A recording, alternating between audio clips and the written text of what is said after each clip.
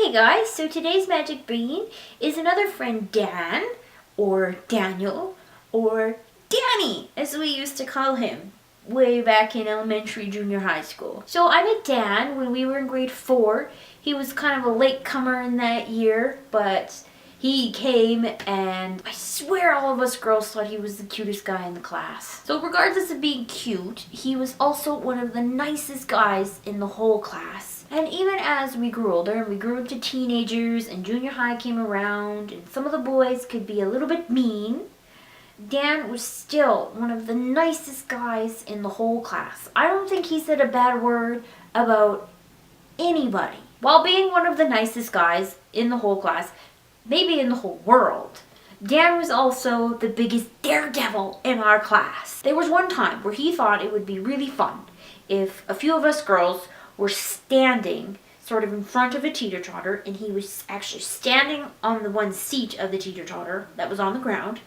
and then the boys would all push down on the other seat of the teeter-totter. Now, the goal of this was for him to go flying over our heads because he thought that would be cool. Well, it was cool. It really was. We thought it was fantastic. We thought it was great.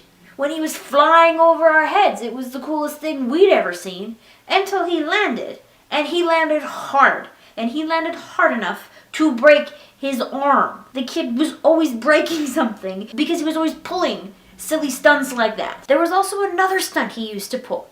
And what he would do was he would build himself a ramp, and he'd fashion himself this little ramp, and he'd put it at the bottom of this hill that was behind the school. And then he would take his bike up to the top of the hill, and he'd come racing down the hill and go flying off the ramp and crash his bike. Because, I mean, when you're in junior high, what else is there to do? So yes, he would tend to injure himself a lot. But in all of this, he was also one of the most fun guys to ever grow up with. He was so much fun to be around. He was such a treat. And after grade 9, unfortunately, him and his family moved away to Fort McMurray. And I didn't see Dan for quite a few years, actually, because they didn't get back to Manning, and I never got over to Fort McMurray. That's way far away from Manning.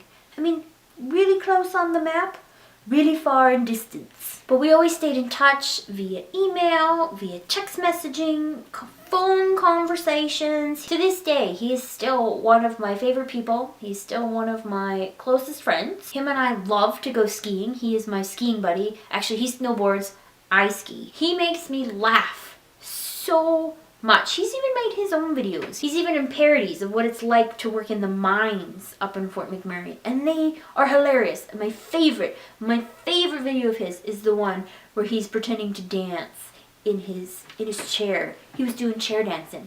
So him and I, we have that in common. Our chair dancing. Yeah. But he had the swivel chair, of course, so he could swing and do things, and it was really, really funny. He is one of my favorite people. He's one of the funniest guys I know. And I so much enjoy being around him, and I'm so very lucky that he is in my life. So yes, Danny, thank you for being my friend all of these years. You're wonderful. You're so very special. I couldn't imagine my life without you. So thank you. And thank you all for joining me today. I will see you tomorrow.